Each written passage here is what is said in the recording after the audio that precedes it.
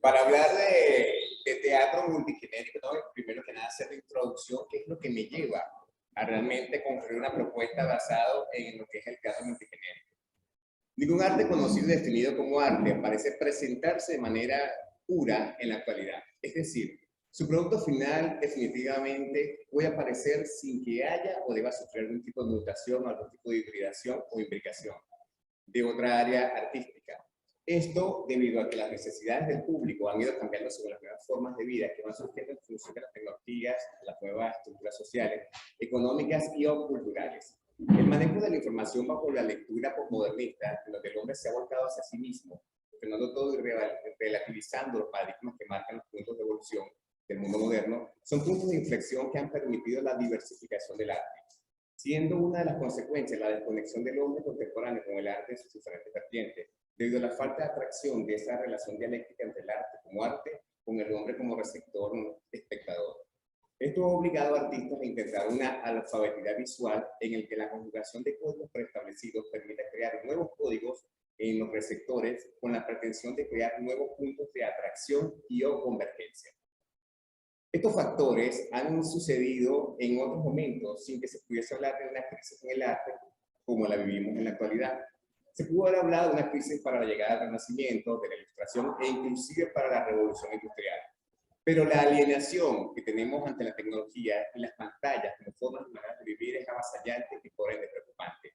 Simmel, en su andanza entre los mundos del análisis sociológico y cultural, concluye: la tragedia o crisis de la cultura radicaba para él en el creciente vacío entre la cultura objetiva. Por ejemplo, la tecnología y el individuo cada vez más alienado, frustrado en la búsqueda de una verdadera individualidad. Cree estar conociendo todo, pero en realidad ni siquiera sabe lo que quiere. Simmel se basa en la realidad social. Esta es una realidad ensimismada y cerrada a una pantalla que termina convirtiendo la vida en un espacio micro al que tú quieres controlar, pero que resulta ser que él es el que te está controlando. El promedio de las veces que tú desbloqueas el celular es de aproximadamente 150 veces al día, un promedio de cada 6 minutos, sin contar el tiempo que al abrir y enfrentarte a la pantalla luego te quedas prendado viendo una imagen, video, texto.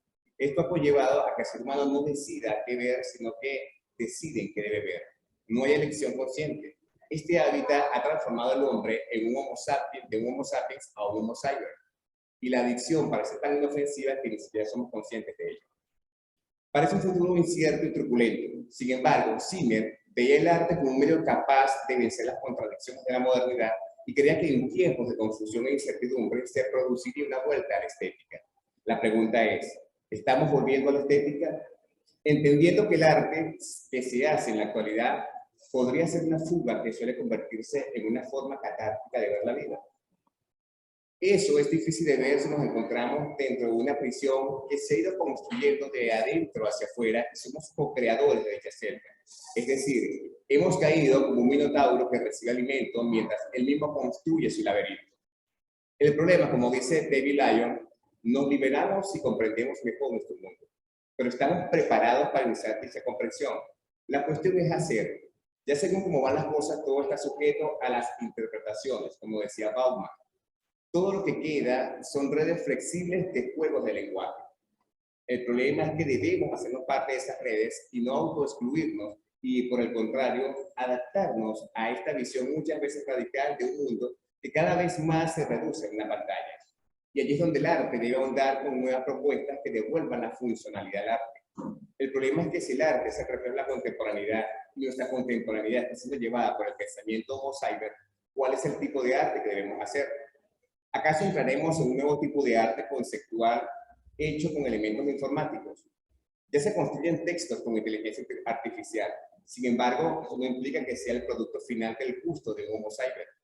Pero por el contrario, vemos propuestas donde se agrede al arte renacentista interviniendo obras de dicha época con elementos urbanos. Y eso es un motivo de viralidad. Y entra una nueva definición dentro del arte. Pero, ¿esto llega a ser arte? ¿Colocar unos lentes a la Mona Lisa es arte o solo es una burla de que los consumidores se hacen eco? Si Andy Warhol fue duramente criticado por su concepto de pop art, ya sabemos el impacto que causó, ¿qué podemos esperar de estos nuevos agresores del arte? Sin embargo, después del largo recorrido por la humanidad para llegar al siglo XXI, Es poco lo que se ve como innovador más allá de la agresión a lo hecho, como búsqueda de la rebeldía, lo revolucionario, lo vanguardista o lo innovador. Al menos en este lado del planeta. En los museos las obras reposan en salas sin espectadores. Espectadores que son capaces de plenar el café del museo si te les ofrece Wi-Fi, pero que son incapaces de cruzar el marco que lo llevaría a la confrontación con una obra. De mantenerse esta posición, el arte clásico e incluso el arte llamado arte contemporáneo será condenado al olvido, mientras las pantallas siguen haciendo su trabajo. Tal vez debamos invertir en propuestas como la reciente de Van Gogh, donde sabemos que hay una propuesta mucho más vanguardista y donde pareciera que el público se hace parte de la propia exposición, de la propia intervención. Es decir, que tendríamos la posibilidad entonces de construir una gran pantalla donde tú eres partícipe. Sabemos que la adición de las pantallas ha creado una nueva forma de lectura a través de las imágenes que nos permite que el receptor pueda mantener la concentración si el contenido pasa de 2 minutos sin que la modificación de dicho contenido pueda variar dentro de la estructura modal. El movimiento scroll para pasar una imagen dura entre 5 y 7 segundos. Ese es el tiempo suficiente para ver y digerir la información. Solo un like a través de la pulsación es suficiente para valorar el contenido. Y todos parecemos ser consumidores de esta forma de vida. ¿Cómo darle arte a este público? ¿Cómo sacarlo de esa zona y llevarlo a un museo, a un concierto o a una obra de teatro? ¿Por qué a estos les basta un trailer, un sketch o un corto? ¿Qué puede resultar para este pensante postmodernista que quiere saberlo todo porque todo lo parece tener en una pantalla? Todo parece ser consecuencia de las ataduras de la modernidad o posmodernidad, o simplemente de la evolución del aplastante mundo indetenible de la tecnología que nos lleva a la paradoja de Foucault. Quizás sea un exceso de libertad, o al menos de demasiadas opciones. Si ya el hombre de finales del siglo XIX llegó a cuestionar el lenguaje de la modernidad, como lo sostiene Lyon, ¿qué queda radicalmente anulada al poner en relieve la indeterminación del lenguaje? Ya los consumidores no comienzan a ver la diferencia entre realidad y lo virtual. Y ya teníamos rato hablando de la realidad virtual. Como decía Baudrillard, la simulación no es falsa ni fingida. Desde luego, los efectos son reales. Lo mismo que un trastorno mental para quien lo padece. Aunque el psicólogo le sostenga que eso no existe y que para él sigue siendo real. Esto quiere decir que el público tradicional conservador, por llamarlo de alguna manera, comienza a escasear y da paso a un público que busca ser sorprendido constantemente. Este fenómeno permite abordar la lectura que da Lyon. Los límites del conocimiento y el mundo, o el texto y la interpretación, ya no existen. La mente está renovando y redefiniendo constantemente los textos que trata de contener. Ello implica que la ciencia ya no puede dar por sentada la coherencia lógica o la posibilidad de descubrir la verdad. Esto parece un poco obvio dentro del público, pero no lo es. Cuando hablamos en la actualidad de la búsqueda de nuevas experiencias dentro de la alfabeticidad visual, enmarcada en la innovación donde estuvo presente el argumento, todo debe iniciarse con una ruptura de paradigmas, con una relectura del proceso creativo y por ende de la búsqueda de un nuevo producto final, como acabado, así sea algo inédito o el intento de mantener vivo un clásico. Esta situación ha permitido a los artistas que comiencen a innovar en su área, a crear términos como hibridación, mutismo, o en mi caso, multigenérico, y muchas veces se han considerado por puristas, eruditos o críticos como antiartistas o iconoclastas. Sin embargo, la búsqueda se ha iniciado por la crisis que tiene rato vamos que definitivamente hay que hacer antes de sucumbir ante la adversidad. Por ende, se hace necesario la ruptura de la diáspora, que siempre nos sumerge en el ego y debemos asumir la postura del nuevo movimiento, clubes, géneros o cualquier tipo de reunión que permita darle forma a las nuevas formas requeridas, según lo que estamos viviendo. El teatro, como lo dije anteriormente, no escapa de ello. Tiene tiempo tratando de mantener un público y de captar uno nuevo. Busca tomar fijas formas, con nuevas lecturas. Las versiones dan un toque en el que la estética ayuda a la supervivencia. Las adaptaciones, llamadas antiguamente refundiciones, retosan un clásico. Todo con un fin único, que nada se olvide y que lo nuevo se quede. Pero estamos haciendo lo correcto para que esto suceda. Para José Luis Alonso de los Santos, una adaptación es poner un texto clásico, en un texto clásico de hace 400 años a su servicio y aderezar levemente sin alterarlo fundamentalmente, para que lo escrito hace 400 años muestre su plena vigencia en el siglo XXI. Y la palabra clave parece ser la vigencia. ¿Cómo debemos hacerla vigente? ¿Cuál es la estética que debemos utilizar para hacerlo vigente? Por otro lado, para Domingo Miras, el versionista quiere manifestarse mientras que el adaptador no. Aquí todo cambia. Ya no se trata de aderezar un texto, sino de cambiar los ingredientes del texto. ¿Cómo poner y qué quitar? Si por otra parte asumimos un texto original o inédito, la cuestión es cuál es la forma correcta de presentarlo. Todo siempre pensando en los nuevos requerimientos del público actual. ¿Es que acaso debemos entonces asumir que el arte y por ende el teatro están en una de las peores crisis? La respuesta es obvia. Y creo que esta crisis no se acerca a aquella publicación que todos leímos en la universidad, El teatro y su crisis actual. Sin embargo, la reformulación de antiguas formas, como por ejemplo la autoficción que maneja Sergio Blanco, que presenta al autor dentro de la obra como un narrador y protagonista de los hechos, apoyándose en el lenguaje audiovisual y los diccionarios de la web, surge como una opción que parece captar esa atención perdida. Espectáculos como Fuerza Bruta, que igualmente trae bajo nuevos matices los happenings, en la búsqueda de plenar de sensaciones emocionales del espectador sin una historia clara, también es un experimento que seduce la curiosidad del espectador. Son muchas estéticas dentro de un espectáculo, pero sigue sin existir un movimiento claro que puede establecerse y por qué no convertirse en una corriente artística. Y es en esa búsqueda que surge el teatro multigenérico, como una opción que se genera de manera espontánea y causal, tratando de solventar una carencia pedagógica en un grupo de niños, donde la entrada está marcada por la imagen de todos los presentes pegados a la pantalla. Los regaños son porque algunos se distrajo por la pantalla, o el receso se hizo largo porque todos están prendados por la pantalla. Entonces las preguntas retumban en un atribulado cerebro. ¿Qué tema puedo montar con ellos? ¿Qué obra puedo llevar a escena? ¿Por qué nada parece interesarles? Que no sea una pantalla. Esas preguntas surgen con la clara responsabilidad de saber que no se trata de imponer la obra, sino de que se haga parte del proceso dialéctico, donde el docente cumpla la función empática, rol muy difícil en este proceso en estos momentos. Los ejercicios como las dinámicas ya habían revelado un diagnóstico alentador. Así que entonces surgen dos textos clásicos, Sueño en la noche de verano y Romeo y Julieta de William Shakespeare.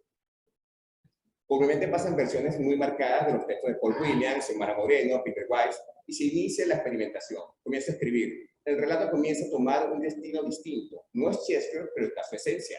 Todos conocen la historia y la alteración de esta resulta sorprendentemente agradable. La narración se mantenía como un elemento determinante en la obra. Todos están atentos a la voz del narrador. El teatro del absurdo justificaba los anacronismos.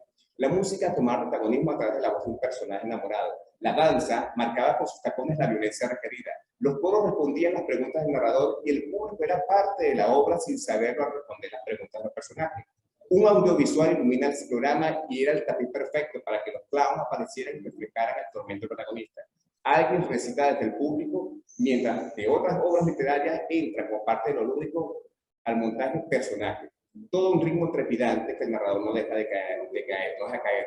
Nada dura mucho, todo dura poco y pasa rápidamente sin la coherencia literaria. Más con un contenido semántico que con el sentido consciente de que todo debe entenderse.